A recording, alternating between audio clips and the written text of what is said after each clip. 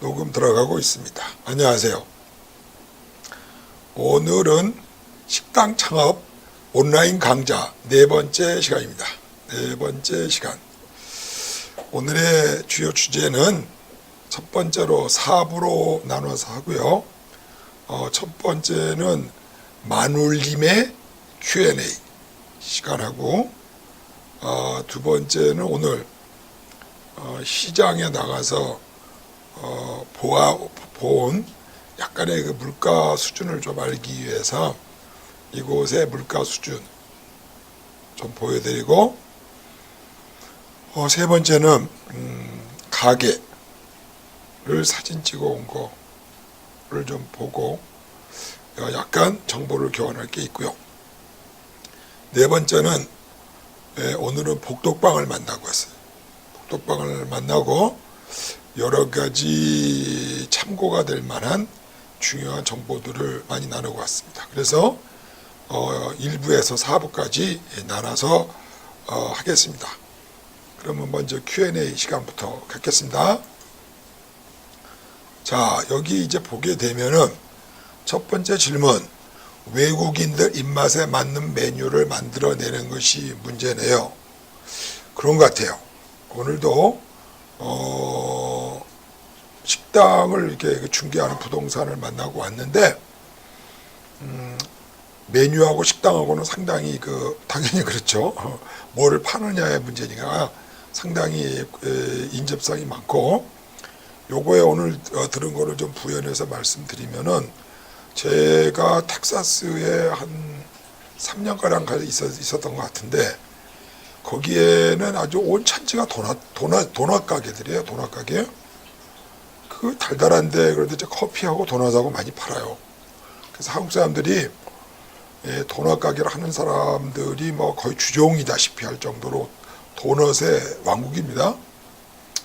그리고 한 2년 전에 시애틀에 왔을 때 보니까 또 한국 사람들이 뭐 하나 봤더니, 이게 뭐 음식점 했다 하면 전부 데리야끼 하는데요. 그래서 이건 뭐 동네마다 주 업종이 다릅니다.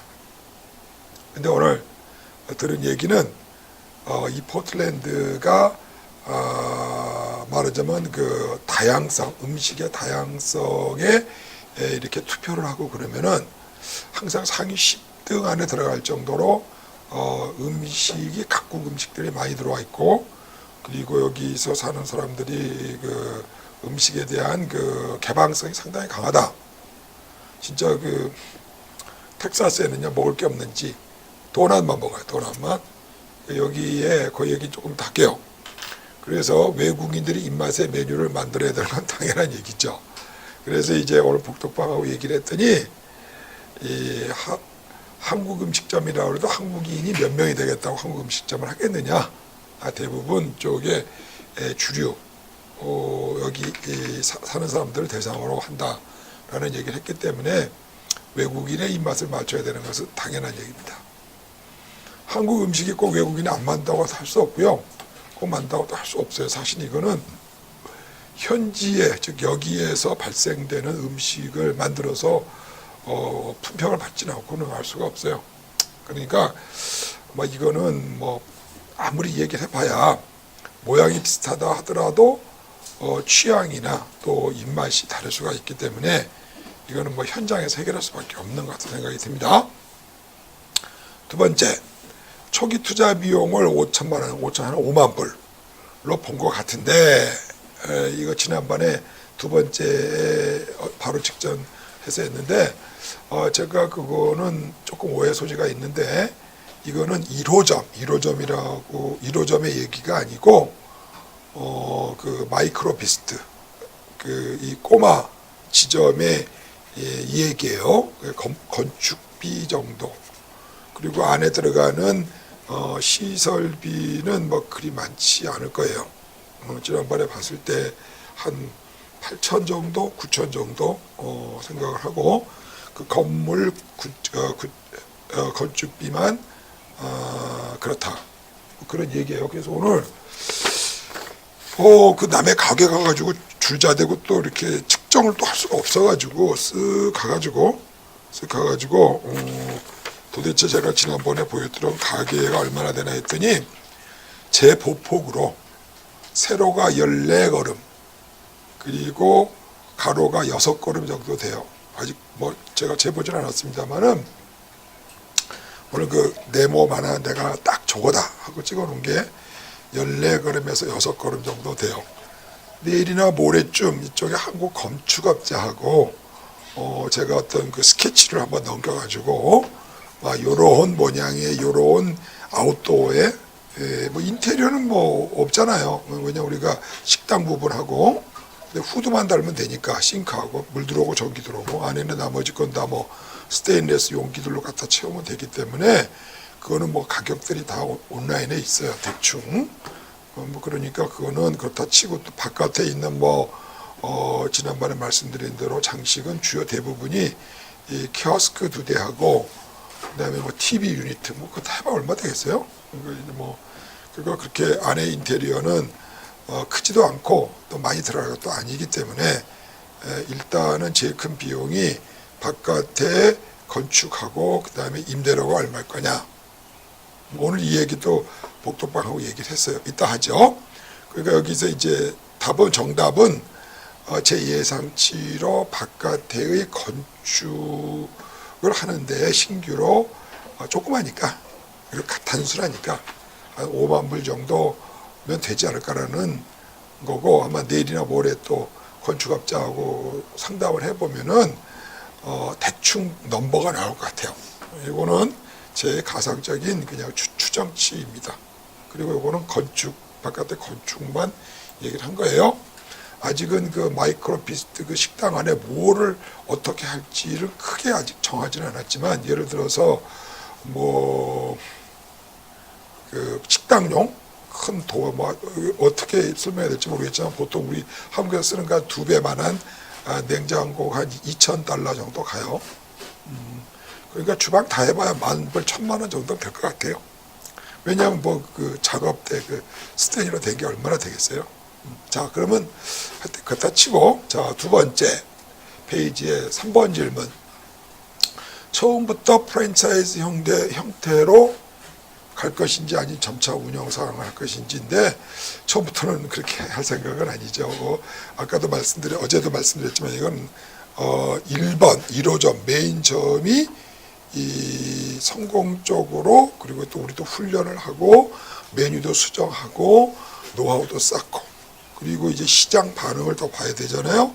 그렇기 때문에 이제 1호점은 상당히 신경을 많이 써야 되겠죠. 그래서 1호점이 성공적으로 안착을 할 수 있다면은 그 다음부터 이제 수정된 모델을 가지고 2호점, 3호점 할 거니까 프랜차이즈를 개념으로 전제로 하고 하는 것이지 메뉴라든지 모든 게 시설이나 또 그 안에 디자인들이나 운영 방식들을 프랜차이즈로 확대 개념을 갖고 하지만은 처음부터 프랜차이즈를 할 건 아닙니다. 1호점이 성공적으로 뭐 1년 또 2년 정도 해보고 그리고 빠르면 1년 해서 우리가 자신감을 얻는 어떤 정도에 올라가야 되죠. 그래서 모든 세팅이나 개념을 프랜차이즈로 확장할 걸로 계산을 한 것이지 처음부터 하는 것은 아니다. 이런 생각이 됩니다. 그래서 이제 질문을 하신 것 중에 어떻게 하루에 250에서 400그릇을 내보낼 수가 있느냐 해서 식자재 준비가 불가능하죠. 그러니까 마이크로피스트에서는 피스트에서 거기서는 하는 거 아니고 메인 키친 즉 본점이나 또 본점 뒤에 있는 음식만 준비하는 메인 키친에서 대부분 할 거예요. 이따 조금 이따 더 보충 설명하겠습니다. 그래고요. 일단 넘어가고요. 이따 보면 아시죠. 4번이 저게 뭐냐. 초기 비용 대비 운영 매출 비용 비비바바바바가 적절한 것인지도 궁금합니다. 이따가 보시면 오늘은 이제 전문가들을 만나고 왔어요. 그러니까 하루에 40그릇 파는 거는 무지 셋된 말로 막말로 더럽게 장사 안 되는 집이에요. 그거는 또 덮어두고 이따가 한번 봅시다. 그러니까 지금 제 생각으로도 사실은 뭐 왔다 갔다 하는 거서 하루에 40그릇을 못 팔면 이거는 뭐 그래요. 그러니까 제 생각으로는 메인 키친은 즉 1호점 어떤지 모르겠어요. 이건 조금 등치도 있고 조금 투자도 해보고 시험도 해봐야 되지만은 성공적인 메뉴와 그리고 성공적인 가게가 된다면은 하루에 40그릇 못 팔면은 큰일 날 거예요.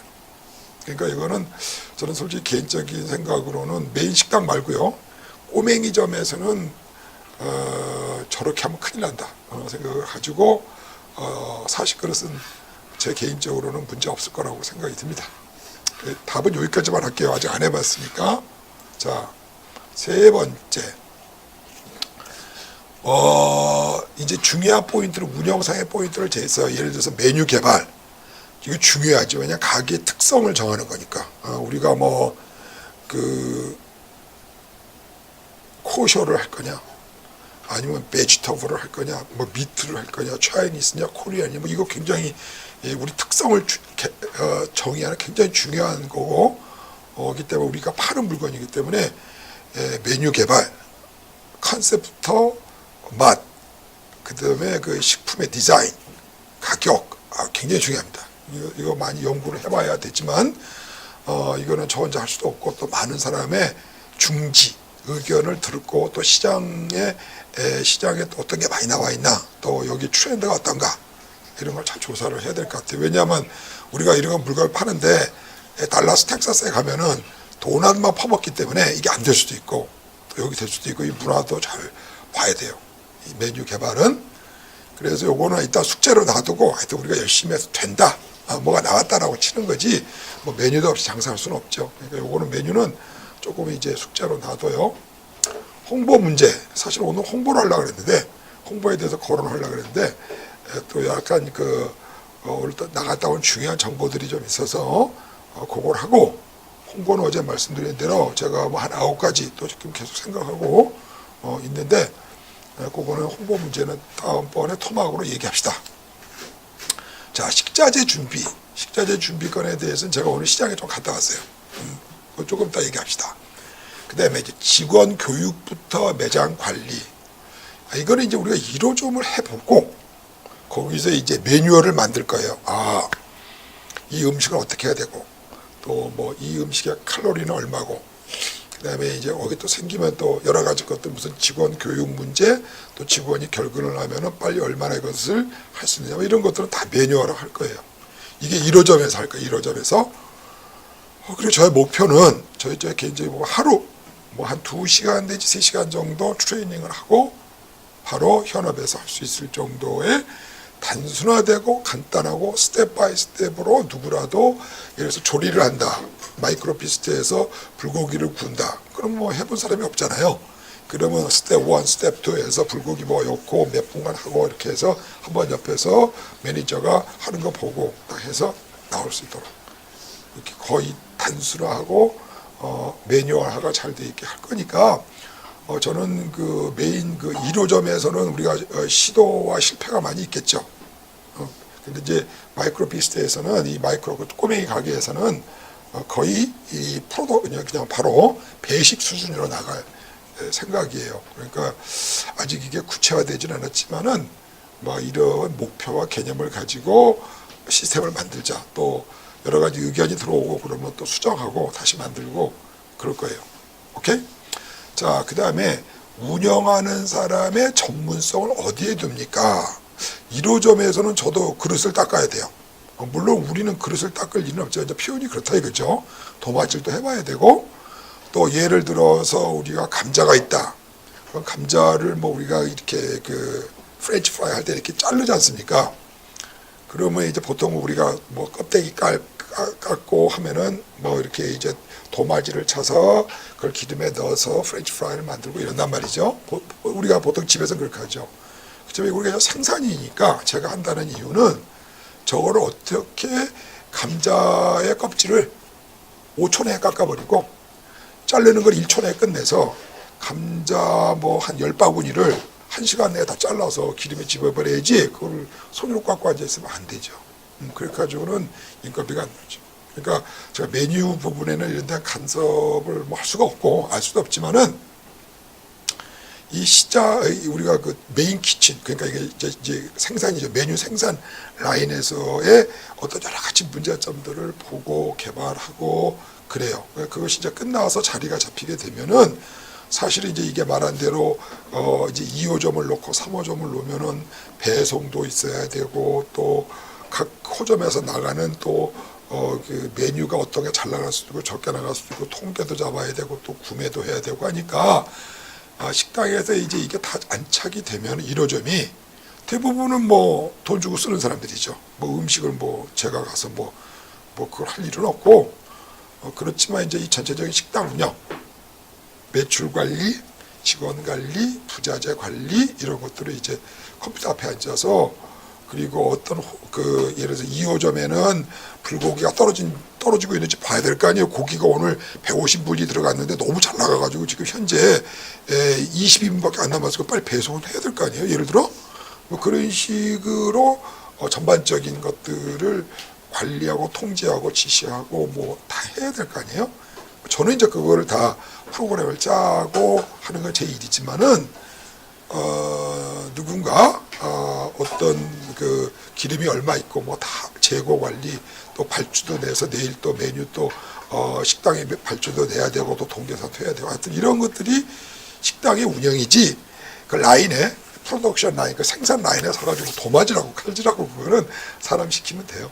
그 메뉴가 일단 한번 개발이 되고 딱 되면은 그걸 어떻게 합니까? 여기 힘 좋은 사람들 많은데 그거를 전문 사람들이나 일꾼들을 시키면 돼요. 그러니까 여기서 이제 운영이라고 하는 것에 그럼 요건이 뭐냐? 당연히 컴퓨터도 해야 되고 뭐 엑셀이라든지 뭐 그건 다 프로그램 짤 수 있어요. 제일 중요한 건 영어를 해야 돼요. 왜냐하면 이제 가서 딜도 해야 되고 지시도 내려야 되고 물론 이제 식당에 있는 사람들이 뭐 한국 사람도 있을 수도 있고 멕시칸도 있고 뭐 미국 사람도 있고 배송도 해야 되고 무전도 때려야 되고 뭐 하여튼 중간에 컨트롤 센터가 있어야 되겠죠. 그렇기 때문에 음식도 또 잘 알아야 되겠죠. 그렇습니다. 그리고 또 사람들한테 이제 그 인터넷이나 이런 데서 또 별 2개, 별 3개 뭐가 불평 들어오고 그럼 또 그거 받아서 또 다시 또 새로운 메뉴나 전체 관리에 또 이렇게 피드백도 시켜야 되고 해서 제가 말하는 거는 식당 매니저예요, 매니저.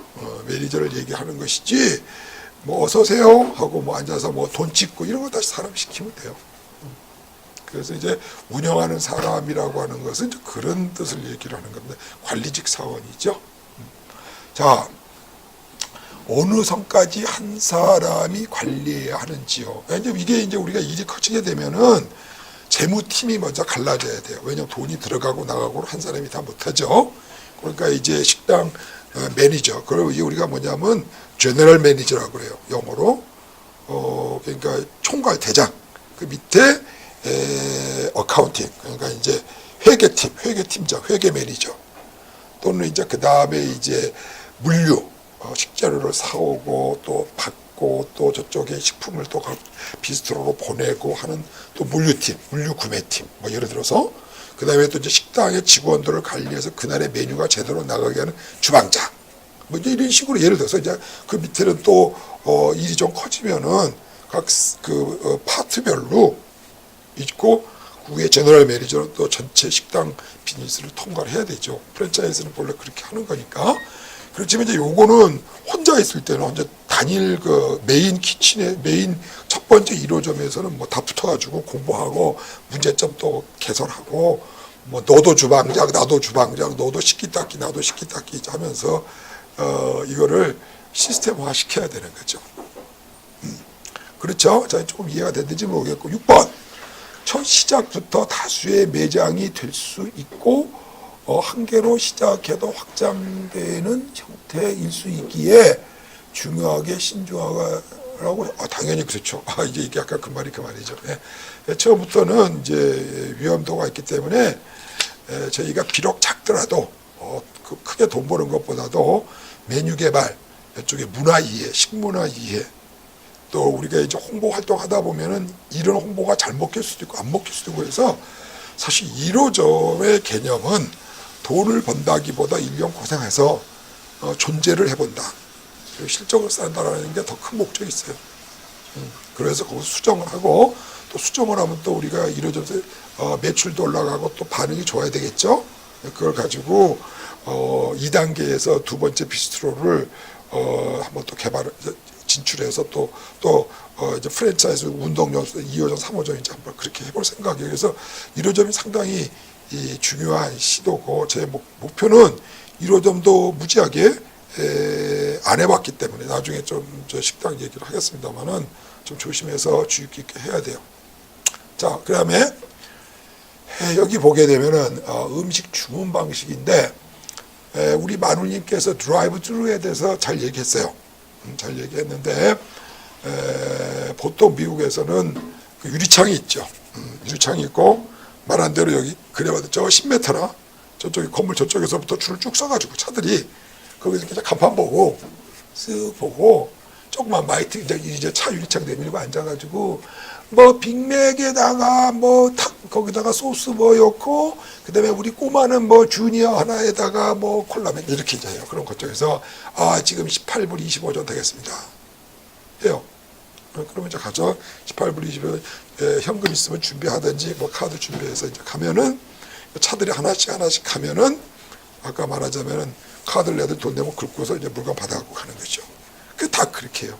그래서 이제 우리가 거기서 쭉 점심시간에는 좀 많을 때에는 10대 이상 막 이렇게 밀려 있어요. 그러니까 대기 시간이 15분 막 이렇게 그래도 서 있어요. 어떡합니까? 안 들어와 또 이 친구들. 제가 이제 말하는 게 미국 드라이브가 그런 거예요. 그런데 이제 우리는 아까도 얘기했지만은 스마트폰으로 여기 위에 있지만 80 내지 90%를 하도록 유도를 할 거예요. 그러니까 어떤 생각이냐면 가게에서 팔면은 8불, 휴대폰으로 팔면 7불 80, 뭐 이런 식으로. 그리고 휴대폰이라면 포인트를 주는데 뭐 가게에서는 안 주고 어떤 방식이든지 간에 가게에서 오는 사람들을 가급적 휴대폰 쪽으로 유도를 해서 자기가 움직이면서 우리 가게에 약 5분이면 5분, 뭐 15분 뒤면 15분 뒤에 올 것 같으면은 결제하고 주문 음식을 휴대폰으로 하는 방식이에요. 그러니까 유리창을 없애려고 그래요. 그리고 이제 유리창이 제가 없애려고 하는 그 가장 근본적인 이유는 뭐냐면요. 유리창 담당이 한 사람이 있어야 돼요. 물론 이제 좋은 점은 뭐냐면 사람들 만나가지고 안녕하세요 뭐 이럴 수도 있죠. 그런 게 있긴 한데 그건 좀 이제 조금 생각을 좀 해봐야 되는데 사람들이 이제 줄 서가지고 야 뭐 있냐 없냐 하고 또 돈 주고 달고 이것 때문에 시간이 많이 걸려요. 그래서 이 휴대폰으로 하는 이유는 뭐냐면 일단 결제하고 주문을 끝내버리니까 사람들이 아까 드라이브 트루에서 기다릴 필요가 없다고 그랬죠. 그래서 우리가 12시 23분에 고객이 오는 걸 알아가지고 그리고 우리가 꺼내줄 거냐 지들이 가져갈 거냐의 문제예요. 그거는 아까 유리창 방식으로 해가지고 바로바로 그냥 왜 그러냐면 아까는 휴대폰 방식이었었는데 사실은 이제 어떤 방식이냐면 자동차 번호를 또 써도 돼요. 그러니까 내 자동차 번호가 오레곤 끝자리가 뭐 1, 2, 3, 4 ABCD ABC 번호만 있으면은 사실 저쪽에서 이렇게 줄 서 있을 때 카메라 찍어가지고 누가 들어오는지 다 알아가지고 딱 차가 오면 그냥 말도 안 하고 ABC 딱 내줘버리면 돼요. 가급적 어떤 방식을 쓰든지 간에 사람과의 접촉이 있으면 좋긴 해요. 하지만 그거를 줄여서 우리는 그 생산성을 높이려고 하는데 주안점이 있습니다. 주안점이 있어요. 그리고 이제 우리가 얼마나 많이 그 코스트를 줄여가지고 우리 이익을 높이고 그리고 얼만큼 음식 재료비에다 돈을 쏟아붓는지 이따 한번 보여드릴게요. 자, 그러면은 이제 왜 제가 컨셉은 뭐냐? 시간을 단축하고 음식을 퀄리티와 즉 먹과 맛을 높이고 질을 높이자 뭐 이런 얘기죠. 그래서 그거를 하기 위해서 인건비나 여러 가지 것들을 코스트들을 줄이는 컨셉이기 때문에 이따가 4부에 가게 되면은 현존하고 있는 모든 식당들의 원가 계산서를 어떻게 하는지 이따 한번 보여드리겠습니다. 자, 음식 픽업이 무채통이다. 그냥 제가 이해를 돕기 위해서 그렇게 한 거예요. 그 무채통의 개념은 그냥 그런 게 없으니까 그냥 하나 따다 붙인 거고 어떻게 하서든지 간에 자동화시키기 위한 음식이 딱 준비가 되면 어떻게 나갈 거냐. 그래서 사람이 내줄 수도 있지만은 아까 자동차 인식을 자동으로 해서 올 때마다 착착착착 묻지도 않았는데 쫙 나온다든지 아니면은 그 사람이 문 앞에 이래서 딱 들어오면 벌써 알고서 뽑히고 몇 번 준비됐어요. 뭐 어떤 방식이든지 자동화를 하고 물론 정확하게 배달이 되겠죠. 사람의 인건비를 줄이기 위한 방책일 뿐이고 아이디어일 뿐이에요. 그러니까 그 부분은 앞으로도 어떻게 이제 전사를 짜면서 어떻게 효과적이고 유효적으로 할 건가에 대한 연구를 조금 더 해야 돼요. 하여튼 그래서 그 내용입니다. 그래서 창문이 있으면 좋다. 아까도 제가 창문을 생각해 봤어요. 왜냐면 하와이 하는 게 더 좋긴 좋거든요. 그래서 물건을 이렇게 딱 준다든지. 그러면 그 스텝 A, 주방장이 일을 못 하잖아요. 올 때마다. 왜냐면 줄 서 있는데. 이거 주다가. 그러다 보니까 일의 집중도가 떨어질 수가 있어요. 그러니까 이 물건을 주는 게 상당히 좀 헷갈려요. 그래서 제 생각은 탁탁 만들어서 그 이 전광판에 있는 그 번호에 딱 넣고 또 하고 딱 넣고 또 하고 딱 넣고 저쪽에서 뽑아가고 이런 생각을 하고 있어서 이제 우체통 개념이 나온 거예요. 이 부분은 뭐 아직 뭐 구체적으로 개발 단계는 아니니까 충분한 변화나 개선점이 있습니다. 자, 음식 조리 시간이요. 요거는 이제 제가 조금 우리 며느리님께서 이해가 될똥말똥한 것 같아요. 이 메뉴를 하나를 드릴게요. 밥공장 메인 키친이 있죠. 거기에 이제 오늘의 메뉴가 불고기 덮밥에 김치에 샐러드다. 미국 사람이 이렇게 먹지는 않지만 예를 들어 우리가 쉽게 그렇게 해요. 그러면 밥은 어디서 하느냐? 비스트로에서요. 쌀 넣고 큰 밥솥 있잖아요.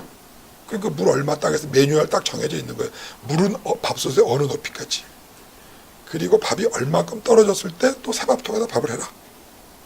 그리고 이제 쌀은 몇 그램 열라. 이렇게 다 그 밥을 하나 하는 것도 매뉴얼이 있기 때문에 오늘 밥을 해야 된다 그러면 오늘 메뉴가 밥 뭐 있으면 밥하는 법 이딱 매뉴얼이 밥솥 위에 딱 화요일 메뉴 딱 정해지고 그렇게 되겠죠. 그다음에 이제 오늘 불고기 덮밥이잖아요. 불고기 자체를 썰고 그다음에 양념하고 절여져 있는 거는 공장에서 하죠. 공장에서 합니다.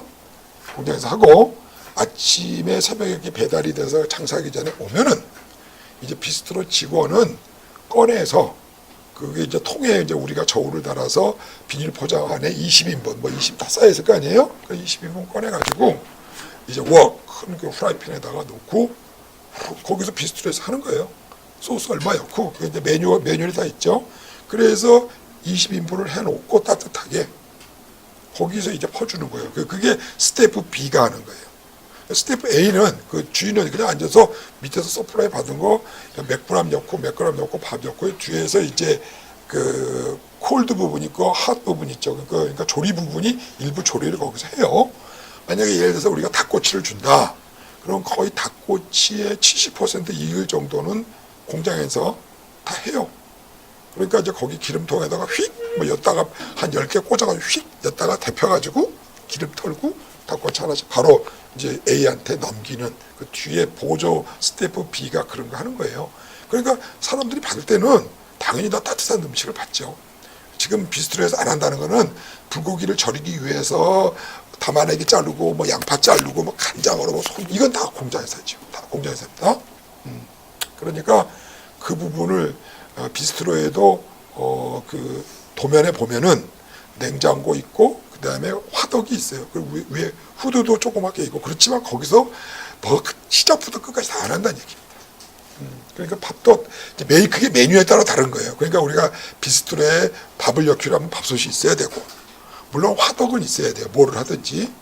그리고 이제 기름 이렇게 그렇게 닭꼬치 같이 기름 이렇게 디핑했다가 뽑는 그 기름통도 있어야 되겠죠. 메뉴가 어떻게 봐요. 그러니까 전반적인 메뉴가 나왔을 때 식기구가 뭐가 있어야 되느냐 하는 것들이 다 메뉴 따라갑니다. 그래서 그 안에 것들은 일단 뭐라고 정할 수가 없어요. 그래서 당연히 메뉴에 따라서 따뜻한 음식을 제공하는 것을 일단 개념으로 합니다. 자, 우리 마눌님께서 웰빙식을 하자 했어요. 웰빙식. 저도 캐치프레이즈가 그거예요. 고기를 쓰더라도 기름기 있는 건 갑자기 안 쓰려고 그래요. 좋은 고기. 제일 싸구려 고기가 닭고기라고 그랬잖아요. 그죠? 그때 닭고기는 부식부식하고 양이 많아 보이고 고기니까 보기는 좋아요. 그래서 이제 우리가 메뉴를 2개를 하게 되면은 이제 여러 가지 방법이 있어요. 자, 메뉴 A에서 소, 중, 대로 할 거냐. 자, 소는 예를 들어서 6불, 중은 6불 80, 엑스트라가, 그러니까 꽃배기는 뭐 7불 80, 이렇게 해서 같은 메뉴라도 A, B, C 이렇게 할 거냐. 또는, A라고 하는 메뉴를 이렇게 오늘 불고기인데, 불고기가 주 메인이 들어가고 뭐 채소가 있다. 근데 요거 뒤에는 약간 좀 매운 불고기로 해서 또 뭐가 들어갈 거냐. 그건 이제 결국 우리가 준비할 건 불고기하고 거기다가 소스를 뭐 매운 걸 할 거냐 말 거냐의 문제예요. 그리고 거기 들어가는 채소도 뭘 할 거냐. 또 B 메뉴 중에 예를 들어서 아까 말한 대로 웰빙. 우리는 거의 웰빙 중심이에요. 웰빙의 개념이 뭔지 모르겠지만은 고기를 쓰더라도 난 기름기 있는 소스를 안 쓸 거고, 그 다음에 기름을 쓰더라도 올리브유 같은 걸 쓰지 싸구려 기름을 안 쓸 생각이고, 가급적이면은 또 그릇을 담더라도 우리 그 폼 있죠, 하얀 거 이렇게 그 스티로폼 같은 거는 굉장히 유해한 물질이 많이 나오죠. 찬 거는 괜찮지만, 근데 우리는 따뜻한 음식을 해서 마이크로 오븐에다가도 데펴 먹을 수 있는, 뭐 예를 들어 이제 그런 부분까지 이제 신경을 써서 우리가 코스트 줄인 거를 그쪽에 투자를 하려고 그런 거예요. 그죠? 그러니까 이제 요런 거는 이제 뭐 우리끼리 해봐야 돼요. 뭐 닭가슴살을 넣는다. 뭐 닭가슴살 여기도 싸죠. 근데 이제 닭가슴살이 두툼하니까 저걸 어떤 거를 하느냐. 이제 우리 데리야끼라는 게 그렇잖아요. 닭가슴살에다가 석쇠불에다 구워가지고 그 다음에 밑에다 밥 깔고 거기다가 가슴살 데리야끼가 저 치킨 같은 거는 이제 올리고 거기다 데리야끼 소스 해가지고 저는 못 먹겠어요. 솔직히. 그렇습니다. 그냥 그렇게 해서 뭐 8불, 10불에 팔아요. 제 생각은 뭐 그래요. 그래서 닭가슴살 같은 경우를 연던 것도 좋은데, 우리가 이거를 구워야 된다, 석쇠. 그러면 생각을 해보세요. 메인 키친에서 그거를 구우는 건 좋아요. 식잖아요. 그래서 또 구워야 돼. 비스트로에서. 그렇기 때문에 그거가 나느냐, 아니면 닭도리탕. 그냥 닭도리탕을 해가지고 걸쭉한 거를 큰 냄비에다가 예를 들어서 50인분 해서 만약에 갔다. 그러면 살살 데피면서 따뜻한 닭도리탕 같은 경우를 주는 게 낫느냐. 물론 닭도리탕을 먹는다는 얘기가 아니라 예를 들어. 그러니까 메뉴의 특성에 따라서 조리 방법이 많이 달라지기 때문에 이거 우리가 좀 신경을 써야 돼. 그래서 메뉴가 지난번에 말씀드린 것처럼 메뉴를 건강식에다가 제일 중요한 건 스피드예요. 우리 입장에서. 그래서 거기에 맛을 내야 되고, 그리고 이제 보기도 좋고 질을 높이자. 그래서 이 메뉴에 대한 연구가 좀 많이 해야 됩니다. 우리 작업 컨디션이 어쨌든 속도전이고 그렇기 때문에 그래요. 자, 다음번 한번 가보겠습니다. 다음 궁극점, 배달 문화에 우리 배달의 민족에 대해서 나왔어요. 허용이 안 되는 건 아닌데 우리나라처럼 오토바이가 다닐 수는 없어요. 위험해서. 그리고 사고 나면 안 되거든요. 대부분 여기서 배달하는 것보다 자기 차를 갖고 다녀요. 예를 들어서 피자시다. 그러면 이제 피자 배달차면은 피자에서 뭐를 주냐면은 그 차 위에다가 피자가 이렇게 달고 있는 형광등 같은 이렇게 사인판 있죠. 그거 하나 이렇게 줘요. 그 위에다가 그 자석으로 돼 있어가지고 딱 붙이고 피자 배달해가지고 시가렛 거기에다 전기 꽂아가지고 불 붙이고, 그러니까 배달하는 사람은 자기 차가 있어야 돼요. 그 다음에 둘째, 배달을 하면 또 거기 팁을 줘요. 팁을.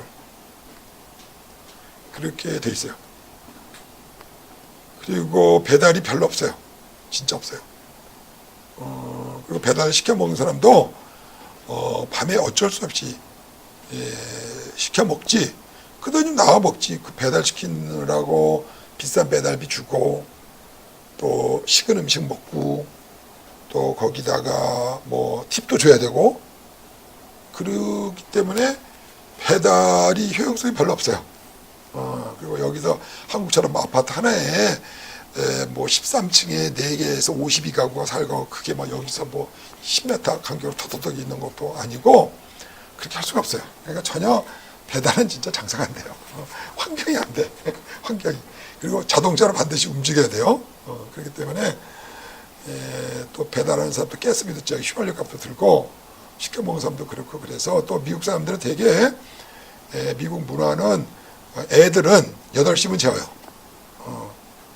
여기 대부분 내가 미국 사람도 아는 사람들 8시에 안 자면 바로 그냥 귓방망이 날아가기 때문에 가서 자라. 그러면 애들 지들 알아가서 딱 8시에 자요. 그리고 엄마가 되게 5시에 일어나요. 그런데 미국 사람들은 10시면 자요 되게.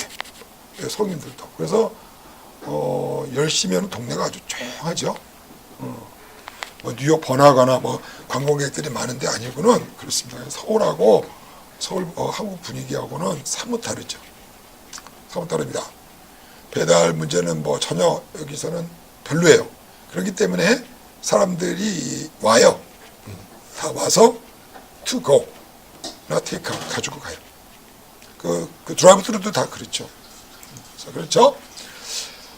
그리고 이제 요런 이제 예쁘장한 모습을 줬어요. 여기 보니까 상당히 그 베지터블이 많아요. 많고, 여기 메뉴를 보니까 보기가 좋네요. 근데 이제 이게, 디시가 두 개네, 그쵸? 하나는 보면은 뭐, 볶음밥인가? 뭐도 있고, 그렇죠? 볶음밥도 좋긴 한데, 우리가 마이크로피스트에서 이렇게 막 웍에다 놓고 이렇게 쌀밥에서 이것저것 넣어가지고, 과연 저 생산 속도가 나올 거냐? 그게 의문이에요. 근데 이제 정중앙에 있는 거 있죠? 저게 무슨 그 채소하고 그 햄인가? 그 다음에 모르겠네. 그 다음에 있는 뭐 키위하고 방울토마토 거 저런 거는 이제 우리가 메인에서 다 해가지고 한 서너 시간 정도는 냉장에 있어도 크게 무리가 없을 것 같으니까 저런 거 가능하죠. 그리고 위에 보게 되면은 저게 그 가운데 정중앙에 있는 거 보면 저게 만두입니까? 만두도 상관없어요. 만두도 차게 하더라도 냉동이나 뭐 만들었던 거 갖고 와가지고 메인에서 아침에 한번 데피고 그리고 가는 사이에 상온에 놔뒀다가 상하면 안 되니까 바로 기름에 넣어서 바로 털고 따뜻하게 해서 나간다. 뭐 그런 건 가능하죠. 그래서 이 전반적인 메뉴가 속도적 문제에 상당히 관계된다는 것을 제가 누누이 말씀을 드립니다. 오늘 여기까지 또 뭐라고 할까 그걸 하고요. 다음에 이제 2부로 들어갈게요. 2부는 간단해요. 오늘 시장을 봐가지고 와서 뭐 현실적으로 어떤가 한번 보여드리기 위해서 여기를 보시게 되면 가격표를 보세요. 1.525 파운드인데 단가가 한 파운드에 5불 48이에요. 5불 48. 근데 이게 왜 이게 됐나? 잠깐만요. 아까 다 그림을 다 해놨는데 그 그림도 어디다 갖다 놨지? 잠깐만요. 내가 수치를 다 해놨는데 이게 지금 참나 이거 그걸 어디다 놔뒀나? 방송 중에 이러면 안 되는데 또 이거 왜 엉뚱한 게 들어왔어? 뭘까? 이게 그래프를 잘못했군요. 그래요. 그러면 그냥 또 기억을 더듬어서 하겠습니다. 이 방송 중에 이러면 안 되는데. 자, 이게 한 파운드가 얼마냐면요. 455g이에요. 455g. 그러니까 1.525니까 얼마인지 모르겠네. 이걸 제가 아까 계산을 해봤어요. 저거 갖고서 집에서 계산해 보세요. 1달러가 1,200원쯤 계산을 하게 되면은, 한국식으로 계산하면은 100g에 딱 1,000원 나와요. 이걸 다 계산하면. 복잡한 계산하면은, 죄송합니다. 100g에 1불 25전 나와요. 한 1,400원 정도 돼요.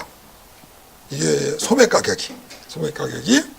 그래서 소매 가격이 그렇고, 그런데 도매 가격으로 사게 되면은, 여기 계산이 나오네. 도매 가격으로 사게 되면은, 아까 5불, 여기 보게 되면 한 파운드에 5불 48이라고 되어 있는데, 5불 48전짜리를 4불 9전에 살 수가 있어요. 요게 계산해 보면은 25% 디스카운트 된 가격이에요. 그래서 100g에 90센트, 한국 돈으로 딱 1,000원이에요. 그러니까 지난번에 얘기했죠. 한 100g 정도가 제가 먹는 양이에요. 요 정도 양을 1.525 파운드니까 한 700g, 800g 가까이 되죠. 저걸 제가 7끼 정도를 먹어요. 7끼 정도. 한 700몇 g을 순살코기를 그러면은 제 식성으로 한 100g 정도 먹는 것 같아요. 그걸 계산했더니 100g에 한국 돈으로 1,000원 그리고 한 미국 돈으로 도매 가격으로 원가가 한 90센트 정도 나와요. 그러니까 1불 잡으면 돼요. 지난번 거의 맞췄던 것 같아요. 오늘 사온 파 3단에 1,000원 했어요. 1불. 도매 가격으로 4단 준대요. 도매 가격 저 정도 돼요. 저 정도가 4단에 우리나라 돈으로 3단에 현재 4단의 도매 가격으로 한 1,200원 정도 돼요. 고등어는 상관없지만은 그냥 물가를 드리기 위해서 고등어 3마리가 10,000원이에요. 딱 8불 86이니까 도매 가격으로는 10,000원에 고등어 4마리. 한국 가격은 얼마인지 모르겠습니다. 전에 저 정도 물가예요. 쌀. 지난번에 제가 말을 잘못했어요. 이 15파운드가 아니고 25파운드짜리에 보니까 가서 오늘 뚜껑을 열어보니까 25파운드가 한국 무게로 11.5kg 돼요. 11.5kg. 미국에서 소매 가격으로 13불. 14,500원 정도 돼요. 그러니까 집에서 11.5kg짜리 밥이 몇 그릇 나올지는 대충 가늠해 보시기 바래요. 저건 소매로 사오면은 뭐 저 정도 돼요. 그래서 밥값은 크게 들지는 않습니다. 저게 한국식 쌀이에요. 국보라고 그래가지고 국보쌀이라고 그래가지고 캘리포니아에서 나는 건데 제일 좋은 쌀이고 우리나라 웬만한 쌀보다 더 좋아요. 맛있어요. 자, 이거는 뭐 이제 좀 비싼 채소예요. 제가 즐겨 먹는 깻잎인데 깻잎이 저만큼에 한 1불 29니까 한 1,500원 정도 돼요.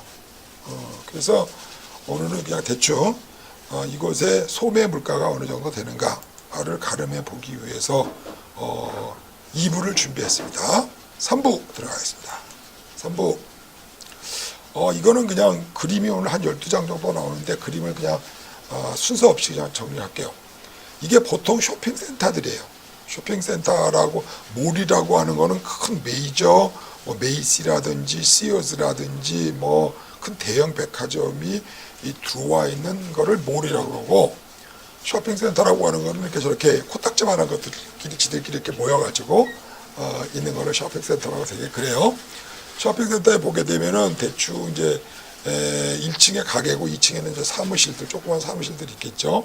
근데 지금 제가 주위에서 보는 거는 그 가게 문 앞에서 저 뒤로까지 가는 거예요. 상당히 커요, 저게. 상당히 커요. 그러니까 앞에는 이제 일정 부분, 앞에는 일정 부분 이렇게 있고 뒤쪽으로 쭉 길어요. 근데 저 폭을 보세요. 저 뒤로 가는 거. 저게 생각 밖으로 길어요. 자동차를 세웠을 때 한 4개, 5개 정도 길이니까 제법 크죠. 그리고 폭은 자동차 폭으로 한 2개 정도 돼요. 좀 몇 평쯤 되는지 모르겠어요. 그렇게 저게 좀 작은 스타일입니다. 이건 어제 얼마 전에 소개한 제가 이 마음에 들어한 건데 오늘 저 집에 갔었어요. 간 시간은 3시 반이에요. 3시 반인데 사람 차가 하나도 없죠. 왜냐하면 이 집 파는 게 커피다 보니까 그저께 갔을 때 2시 반인가 갔을 때는 되게 사람이 많았는데 3시 반에 가니까 사람이 없어요. 즉 점심 먹고 커피 한 잔들 하고 아이스크림 먹으려고 줄 서서 먹었던 거예요. 아까 말씀드렸지만 저 집 가게가 이 옆으로 지금 옆으로 보폭이 6 저쪽 그 세로 방향으로 보폭이 14개짜리 길인데 제가 시각적으로 봤을 때 이 가게가 제가 생각하고 있었던 딱 가게 사이즈예요. 집에서 심심하시면 보폭으로 한번 생각해 보세요. 몇 평 나오나. 자, 그 다음에 오늘 또 똑같은 3시 반인데 엊그저께 봤던 집이잖아요. 이게 뭐냐면 소닉이라고 하는 햄버거 집인데 드라이브 스루에 6대 있었어요. 그리고 요 밑에 처마 밑에 6대 있었어요. 그리고 저쪽에 가면 이제 가게에 들어가는 그 안에 있는 사람들 거기도 차가 6대 있었어요. 그러니까 3시 반 현재 다 해가지고 18, 6, 38, 18명의 커스터머. 명수는 더 되겠죠. 하여튼 16팀이 3시 반, 점심시간이 훨씬 넘었는데도 햄버거 집에 저렇게 몰려 있어요. 저게 줄 서고, 줄 서 있는 놈 6개, 처마 밑에 있는 놈 6개, 그리고 저쪽 앞에 메인 게이트 들어오는데 6대. 딱 보니까 16팀들이 밥을 먹어요. 이것도 지금도 이쪽에서 아까 말한 드라이브 스루죠. 이거 주문하는 데인데, 이렇게 양쪽에 차들이 줄 서갖고 이렇게 주문을 계속 하면서 주문하고 들어오고 그래요. 그런데 어제 지도에 보게 되면은 카를스 주니어라고 햄버거 집 있었다 그랬죠? 거기 보면 지도에 보면 지난번 비디오에 보면 있어요. 근데 이것도 똑같은 햄버거 집이에요. 캘리포니아에서 온 거. 근데 이게 여기가 지금 드라이브 트루 가운데 창문 있잖아요. 한 대도 없어요. 한 대도. 저쪽에 메인 게이트 들어가는데 지나가면서 봤는데 거기도 한 대도 없었어요. 이렇게 가게가 극과 극이에요. 이게 왜냐하면 카르스 주니어가 맥도날드 가면 더 없을 거예요. 그래서 미국 트렌드가 버거가 많이 물러가고 있고, 또 옛날 브랜드들이 많이 죽고, 또 아까도 했지만 아까 그 집도 소닉도 버거집인데 조금 다르니까 또 사람들이 몰리고 뭐 그래요. 좀 특이하죠. 이 음식 장사라는 게 이 집은 위치도 좋고 그런데 이게 딱 지금 길거리에 들어오는 길목인데도 차량이 한 대 3시 반이라 내가 일부러 안 좋은 시간을 택해 갔는데 이렇게 예상했던 대로 없고, 아까 그 소닉이라는 데는 예상 밖으로 동시에 18명이 밥을 먹고 있어요. 이거는 어느 사진이냐면은 얼마 전에 한 4, 5일 전에 푸드카트, 그냥 푸드트럭이 아니에요. 이렇게 주차장에 이렇게 차 한 대 놓는 그거를 빌려갖고 하는, 우리나라만 하면 포장마차. 예, 예. 여기에 보시게 되면은 이제 음식값들이 8불 50 정도고, 이게 어디 메뉴냐 하면은 하와이안 메뉴예요. 하와이안 메뉴. 제가 이거 할 얘기가 있어서 이제 한 거예요. 그리고 또 다른 집에, 이거는 어디냐면요. 이란, 저 중동식 음식이에요. 뭐 자이로도 팔고, 싸지도 팔고 그래요. 근데 이제 가격이 얼마냐면 다 8불이에요. 이렇게 거리 음식도 딱 대충 그림 보이시죠? 뭐 이렇게 이게 한 8불 선에 길거리에서 팝니다. 요거는 이제 요런 게 포장마차 이렇게 주차장 딱 한 칸 빌려가지고 이렇게 합니다. 예, 우리나라 미국식 포장마차예요. 이렇게 조만한 길에 삽니다. 요건에 대해서 나중에 심심하면 또 얘기를 드릴게요. 요거가 들리는 말에는 어떤 사람은 중고를 사가지고 10,000불, 1,000,000원 주고 샀다고 하는 사람도 있고, 어떤 사람이 이렇게 새거로 지으면은 한 20,000불, 2,000,000원 정도에서 한 2,500 정도 간다고 그러고, 한 달 매출은 보통 한 10,000불에서 좀 잘 되면 한 14,000-15,000불 정도 된다는 게 정설이에요. 이게 정설이에요. 수익적인 면에서는 이것도 꽤 괜찮아요. 좀 딱 둘이서 하는 이런 아주 우리나라식 말하자면 포장마차 서민용입니다. 우리 포틀랜드에서는 이게 고용도 늘리고, 그리고 또 싼 값으로 또 음식을 공급하고 그래서 시에서 적극 권장 사항이에요. 요게 그렇습니다. 자, 그다음에 이제 보면 여기 음식 문화 보면은 여기가 이제 다운타운, 이제 오피스타운인데 저 아가씨 저 들고 있는 게 폼박스 있죠. 그러니까 스티로폼으로 되어 있는 밥그릇이에요. 저렇게 들고 다녀요. 뭐 종이 봉다리도 주지도 않습니다. 그래서 저기다가 숟가락 젓가락 들고 휴지 한 장 들고 밥그릇 들고 저렇게 다닙니다. 많은 사람들이 저렇게 길거리 서서 먹어요. 이 친구도 앉아가지고 뭘 먹고 옆에 친구하고 밥 먹으면서 이렇게 대낮에 떠들고 있어요. 심지어는요, 교차로를 건너가면서 이렇게 밥 뚜껑 열고 밥 먹으면서 가요. 이게 미국이에요. 그러니까 좀 보세요. 하나는 이제 저 플라스틱 수저로 밥 먹고, 저기 그 밥그릇 밑에는 또 네프킨 하나 들고 밥 뚜껑 열고 걸어다니면서, 지금 여기가 교차로인데 교차로에서 이제 신호등 건너가면서 밥 먹으면서 저러고 다닌다. 이제 이쪽에 식문화를 좀 한 거고. 자, 이게 이제 뭐냐면 오늘 찍어온 사진인데, 살롱이에요. 그러니까 헤어살롱, 그 뭐죠, 미장원인데 그 미장원 의자가 6개 놓고요, 뭐 휑하게 큽니다. 가게가. 미국의 기본 단위가 이 살롱 앞에서부터 저 뒤에까지가 상당히 면적이 넓어요. 우리 그 공간을 좀 좁게 쓰고 활용하는 우리의 입장에서 보면은 미국 사람들한테는 가게 하나도 대체 기본이 일단 50평, 60평은 뭐 기본으로 씁니다. 한국식 평으로 보면은. 그리고 이제 우리나라에서는 아파트가 50평 그러면 복도, 엘리베이터, 주차장 다 계산하잖아요. 여기서 그렇게 하는 게 아니고요. 딱 실면적만 얘기를 합니다. 그러니까 상당히 큰 거예요. 한국에 50평이라고 한 80평 계산하셔야 돼요. 한국에 80평 정도. 아파트로 봤을 때. 그렇습니다. 이거 아까 다 보여드렸네. 3부를 일단 현지감을 좀 높이기 위해서 소개시켜 드린 거고, 오늘의 메인 하이라이트. 자, 요거는 이제 수학 공부를 좀 해야 됩니다. 4부 마지막입니다. 자, 이거는 이제 설명을 좀 하나하나씩 해야 되겠어요. 오늘은 이제 복덕방을 만나가지고 실제 현재에 운영되고 있는 대부분의 식당 비즈니스들의 수입, 경비, 투자액, 뭐 이익에 대한 어떤 디펙트 뭐라고 그러죠? 표준 어떤 보통 하는 그런 그예요. 설명을 드릴게요. 자, 제가 이제 물어본 게 뭐냐면요. 가게를 하나 살라 그러는데 오늘 이제 약간 거짓말을 했어요. 뭐 큰 거짓말은 아닌데 우리 이 며느라이가 미국에 오고 싶어 하는데 옛날에 중식을 한 2년 했고 일식도 한 2년 했고 또 자기 엄마가 또 음식점을 하고 그래서 잘한다. 경험도 있고 주방도 해봤고 뭐 등등 이렇게 또 이제 포장을 하고 그리고 여기 올려 그러는데 이틀 오고 싶어 하는데 자 이제 가게를 하나 하고 싶어서 하는데 좀 안내를 해라 하고 맨 처음에는 이제 우리가 제가 설명했던 그 비스트로나 이런 방식으로 설명을 하려고 했는데 잘 못 알아들었어요. 그래서 그걸 계속 얘기를 해서 뭐 그거를 설득을 시키는 것보다 그럼 현재 있는 뭐 보통 가게들을 그럼 어떻게 하면 되느냐. 그래서 이제 여러 가지 이제 후일담도 있었지만 오늘의 에센스 이거는 이제 우리가 하려고 하는 게 현재 기존의 미국의 대부분의 식당의 어떤 공식들을 한번 얘기를 해주는 거예요. 자, 그래서 매매가라고 하는 것은 어떻게 미국에서 결정을 하느냐. 1.5에서 2를 곱한다. 어디에? 네트 인컴에서. 그 네트 인컴이 뭐냐? 자, 어떤 식당이 있어요. 그러면 하루에 예를 들어서 500만 원씩 팔았어. 직원이 500명이야. 그러니까 직원 월급 주다 보면 하나도 없겠죠.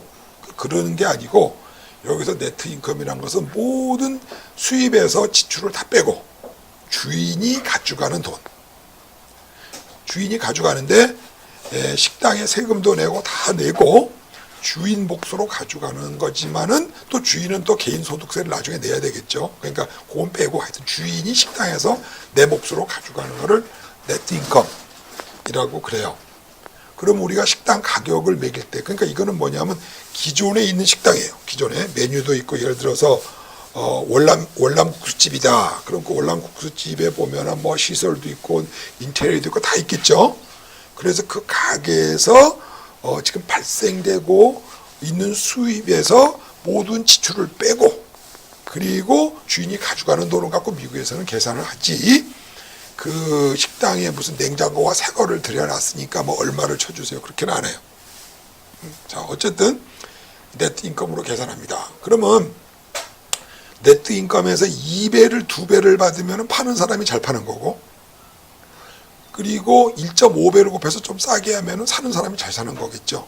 대부분 거래가 1.5를 곱하든지 2를 곱하든지 해서 한대요. 그래서 이제 그 사람이 나한테 물어보는 거예요. 그러면 며느님은 한 달에 뭐 어느 정도를 벌기를 원하십니까? 그래서 내가 뭐 애들하고 왔는데 먹고 살아야 되면은 뭐 5천은 있어야 되지 않겠어? 일단 기본으로. 그래서 이렇게 얘기를 했어요. 그러니까 5천이면 1년에 6만 불을 버는 거 아니에요? 그러니까 6만 불이니까 6만에다가 1.5에서 2를 곱하는 거예요. 즉, 그 가게를, 그런 수입이 나는 가게를 살려면은 투자액이 9만 달러에서 12만 달러 정도를 의 규모, 그 매물이 나오는 거는 이렇게 한 5, 6천 불 정도의 수입을 생각하는 거, 그거를 할 수 있다. 라는 얘기예요. 그럼 그걸 어떻게 합니까? 물론 이제 모든 가게에는 세무 계산을 하잖아요.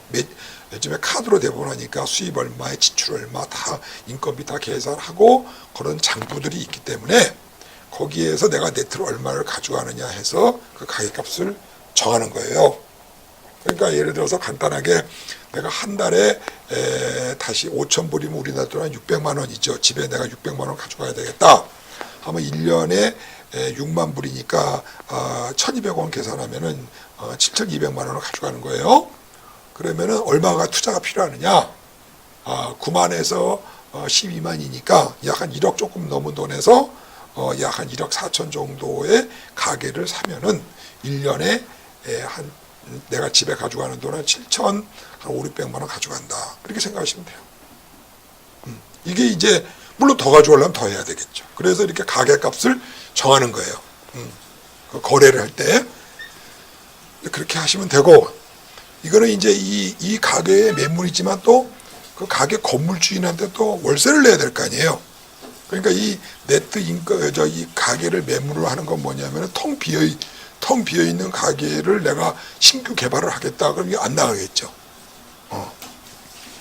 물론 초창기에 인테리어 자기가 하고 또 사람도 끌어들여야 되고 하지만 이 돈은 안 나가겠죠.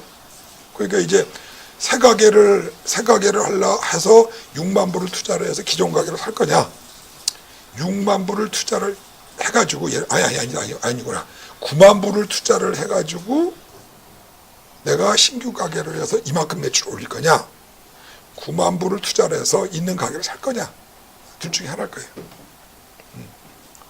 그렇지만 이제 또 달달이 나가는 월세가 있겠죠. 월세 계산은 어떻게 하느냐.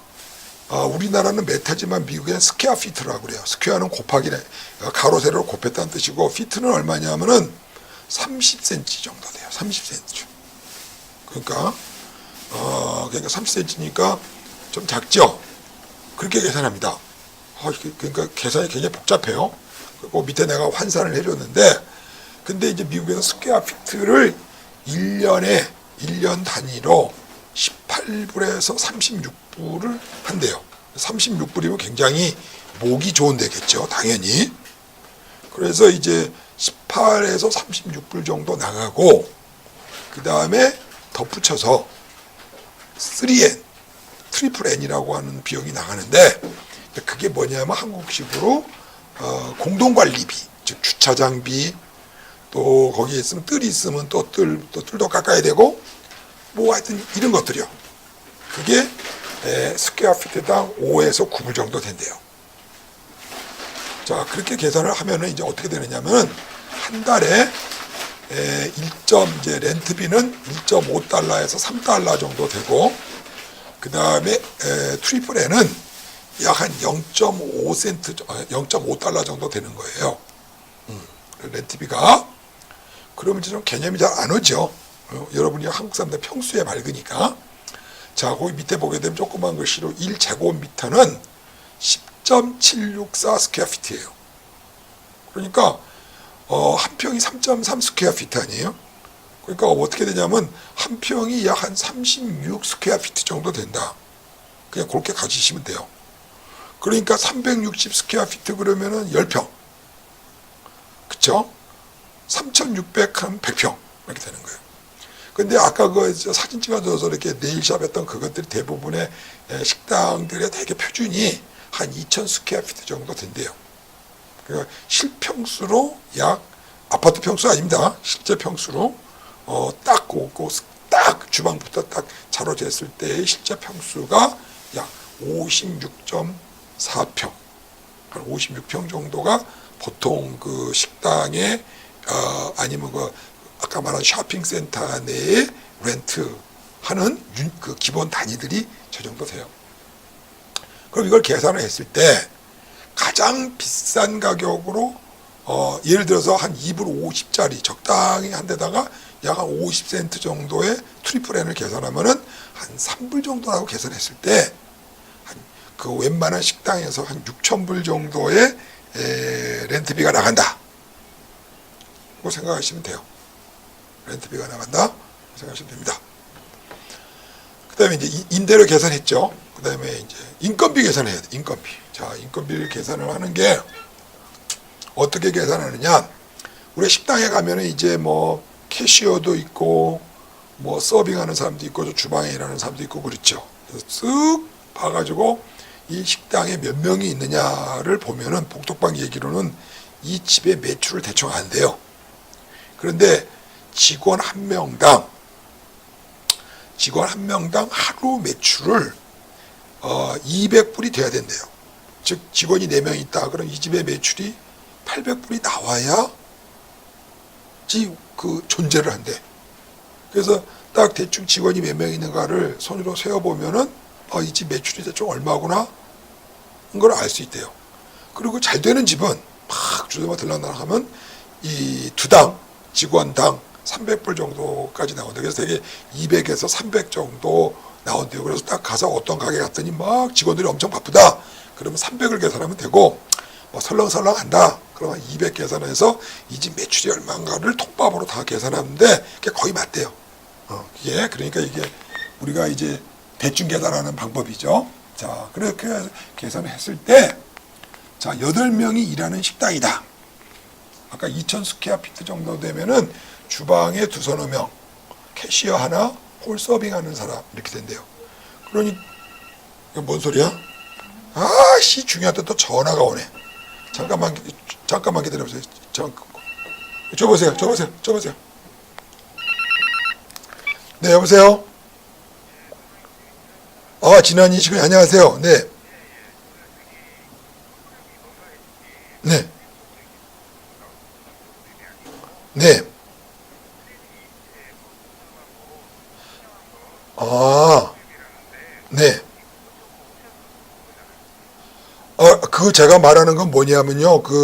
드론을 조종해야 될 거 아니에요. 항공기구 조종을 해야 될 거 아닙니까? 뭐, 운항을 해야 될 거 아니에요.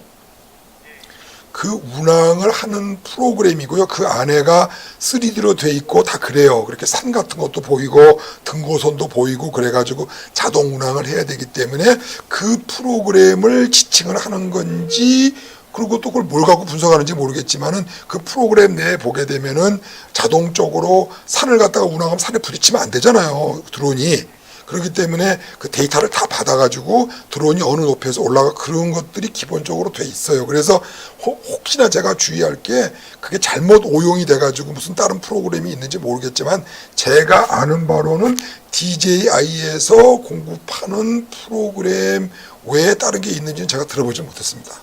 그러니까 거기서 제공하는 프로그램은 그 사람들이 그거라고 하는 건지 그건 조금 이제 혼돈이 될 수도 있지만 조금 조심해야 될 부분이고 혹시 외주 또 완전히 다른 사람들이 만들어 갖고 뭐 또 팔아먹는 게 있는지는 저는 금시초문입니다.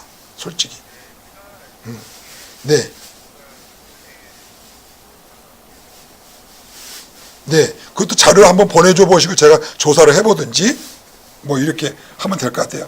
예, 그 도움 주세요. 네. 감사합니다. 네네. 이것도 쓸데없이 또 전화기가 들어갔네. 죄송합니다. 가만있어. 이게 뭐를 또 얘기를 하다 정신 빠져버렸지. 자, 인건비. 그래서 2000 스퀘어피트 정도로 할 때는 주인을 빼고 한 8명 정도가 일하니까 그 안에는 비싼 인건비도 있고 싼 인건비도 있고 그다음에 홀에서 서빙하는 사람들은 또 뭐냐면 팁이라는 걸 받잖아요. 그러기 때문에 그거는 제외하고 그 사람들 거니까 하여튼 한 2,000불 정도, 8명 인건비가 한 2,000불 정도 하루에 나간다. 이렇게 보는 거예요. 2,000 스퀘어피트 보통하는 겁니다. 그렇다면은 하루에 시간당 5시간이라고 하는 건 아래 조그만 글자로 11시 반에서 1시 반, 5시 반에서 8시 반이 제일 피크 타임이래요. 그러니까 나머지 조금 더 이렇게 있는 거는 빼고 5시간이 피크라고 계산을 했을 때 시간당 400불 매출을 내야 되는데요, 보통. 그러면은 음식이 대충 평균 잡아서 점심때를 기준으로 했을 때 10불을 두 당 계산했을 때 시간당 40명분을 8명이서 서빙하고 팔아야 된대요. 이게 보통 기준이래요. 그래서 이제 이걸 가지고 이런 공식을 가지고 이제 식당을 대부분 통상적으로 움직인다라고 얘기를 드리고 싶습니다. 그래서 그러면 이제 월간 그럼 난 얼마를 투자하고 2000 스퀘어피트짜리 식당을 움직이려면 어느 정도 또 그러면 매출과 지출이 있느냐. 일 매출을 한 2000불 정도, 240만 원 정도 잡았을 때 30일을 운영을 한다 치면은 5월 한 6만 불 정도 매출이 나오겠죠. 그리고 식재료는 대개 25에서 35% 선이래요. 근데 35% 식재료가 들어가면 문제가 많대요. 그래서 우리 둘이 앉아가지고 그럼 30% 정도로 식재료비를 합시다. 그래서 공식에 였더니 이 식재료비가 18,000불. 그리고 아까 말씀드린 대로 임대비가 제일 비싼 걸로 했을 때 6,000불. 또 아까 트리플 N이라고 그랬죠. 그것도 또 1,000불 해서 약간 좀 이렇게 중 내지 중상 정도 들어가는 비용을 다 였어요. 그리고 직원 인건비가 15,000불. 그리고 아까 2만 불은 그 자기 돈까지 들어갔나 보다. 하여튼 직원 인건비가 15,000불. 그 다음에 유틸리티, 가스비, 전기세, 뭐 여러 가지 물값 뭐 다 해서 한 2,500불. 그 다음에 잡비. 잡비가 뭐냐면 이렇게 이제 또 냉장고 수리도 해야 되고 뭐 플러밍이라고 또 뭡니까 수차동도 뚫기도 해야 되고 뭐 등등 뭐 그런 거 한 또 1,000불. 그리고 보험, 그 직원들 보험, 그 다음에 식당에서 누가 또 엎어졌거나 그러면 또 손님들 보험, 화재 보험 뭐 등등 해가지고 월 한 500불. 이렇게 계산하면은 보통 식당에서 한 44,000불 정도 지출이 나간대요. 그럼 주인이 이 월 한 16,000불 정도 가지고 간다. 그럼 연간 한 19만 불 정도 돼요. 그럼 아까 말씀드린 대로 여기다가 이제 1.5를 곱하든지 2를 곱하든지 하는 거예요. 그럼 그런 식당을 살려면 그럼 투자비가 얼마가 드느냐? 약 28만 8천 불이니까 한 3억 한 2천에서 38만 4천이니까 한 4억 한 1, 2천 정도 들어가면은 거꾸로 계산했을 때 내가 1년에 한 2억 정도 내가 집에 갖고 온다. 20만 불 정도 19만 2천이니까 뭐 한 2억 잡자고요. 2억 정도 내가 집에 가져온다. 라는 게 미국의 평균 공식입니다. 그러니까 요거가 이제 샘플이니까 좀 작게 하면 되죠. 근데 우리 그 메인 키친은 조금 개념이 다르죠. 비스트로는 조금 더 다르고 하니까 이것들이 보통 그 식당에서 얘기해주는 기본 미국의 포맷이래요. 그럼 이제 이거를 하면은 망하지 않고 운행이 됐다. 망한다고 하는 건 뭐냐면은 주인이 자기 몫을 못 갖고 오는 거죠. 왜냐하면 대부분은 다 고정 비용이기 때문에. 예, 그렇습니다. 그래서 가게가 그러면 1.5하고 1을 어떻게 하느냐? 목이 좋아도 주인이 아파갖고 빨리 파는 수도 있고 그거는 모른대요. 그렇지만 대충 통상적으로 했을 때 급매물이냐 아니냐 또 작은 가게인데도 상당히 또 인기가 있느냐 또 메뉴가 뭐냐 따지는 게 많아서 하여튼 우리가 1.5에 구하면은 잘 구한 거고 우리 입장에서 파는 놈이 2에 팔면은 잘 판 거고 뭐 그런 레인지에서 끌고 당기고 이제 하면서 가격 결정을 하는데 대충 이제 이런 형식에 맞춰서 한다라고 얘기를 했습니다. 오늘 이제 클로징을 이제 마치기 전에 몇 가지 이제 오늘 복독방하고 여기 없는 몇 가지 이제 주소들의 얘기가 좀 의미심장한 게 있어서 도움이 될 것 같아서 제가 써온 걸로 한번 다시 읽어보도록 하겠습니다. 자, 우리 입장에서 그 내가 그 주차장에다가 조그만한 5, 6대가 들어갈 수 있는 여백에 그걸 할 수 있느냐 했더니 되고 안 되고의 입장에서 떠나서 그 땅 주인의 입장에서는 네가 돈을 얼마를 가지고 오느냐가 문제가 아니고 네가 그것을 얼마만큼 오래 잘 할 수 있느냐를 더 생각을 하지 네가 현재 돈을 얼마를 갖고 있느냐가 중요한 게 아니다. 이런 얘기예요. 왜 그러냐면 대부분 미국 가게들은 되게 오래 해요. 5년, 10년, 심지어는 15년 이렇게 장기 임대를 하고 그래요. 그러면 이 사람들이 그 랜드로드 그러니까 땅을 갖고 있는 땅 주인의 입장에서는 현재 네가 돈을 얼마 갖고 있는 게 중요한 게 아니라 네가 얼마만큼 일에 오래 했으며 그리고 네가 얼마나 실력이 있어서 이걸 오래 가지고 갈 수 있느냐에 많은 그런 메리트를 포인트를 줍니다. 그래서 이 양반 얘기는 네가 1호점이라도 성공적으로 해서 네가 무엇을 갖고 있느냐를 어떤 실력이 있느냐를 보여주는 것이 더 중요하다라고 하는 이제 어드바이스를 해서 좋은 포인트다라고 이제 생각을 했어요. 그래서 이제 우리가 업력이라고 그러죠. 업의 히스토리가 좀 있어야 되겠다 해서 제 생각으로도 1, 2년은 바짝 고생을 좀 해야 되지 않겠냐 뭐 이런 생각을 가지고 있습니다. 둘째. 두 번째 이제 이 양반이 이제 저한테 그럼 우리 선생님은 뭐 하셨어요? 아까 며느님은 내가 거짓말 해가지고 우리 며느리는 사실 잘 음식을 못했죠. 근데 이제 거짓말을 해가지고 좀 치장을 해서 마치 올 것처럼 분칠을 했어요. 그랬더니 나한테 그러면 우리 그 당신은 뭐 하셨습니까? 그래서 나는 뭐 은퇴를 하고 백목 장사밖에 한 게 없다. 그래서 이제 얘기를 했더니 컴퓨터나 하고 그런 거밖에 없었더니 이 양반이 하시는 얘기가 혀를 끌끌 차면서 하는 얘기가 장사꾼의 마인드가 있어야 되는데 뭐 따님이라고 그러면 아까 며느님이라고 하면은 참 적합하지만은 사장님이 뛰어드신다면은 이 장사꾼의 마인드가 없어서 매우 걱정스럽고 그걸로 인해서 망한 사람들 자기가 많이 봤다. 그렇게 얘기를 해요. 그래서 나도 그게 걱정이다. 장사꾼의 마인드가 뭔지 모르겠는데 하여튼 장사를 해본 적이 리테일을 소매를 해본 적이 없어서 내 고객 응대라든지 잘 모르겠다. 그랬더니 이제 어떤 얘기를 하시느냐 하면은 들어볼만 했어요.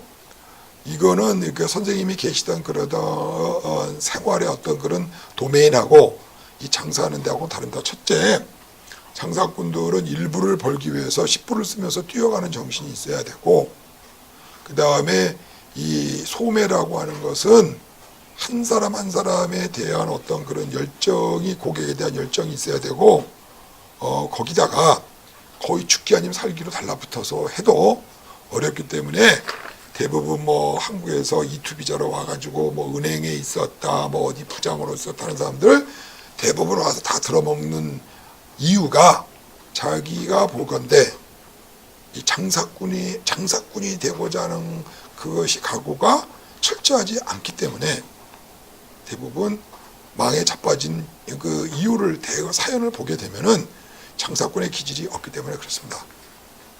라고 그런 충고 아닌 경고를 받고 왔어요.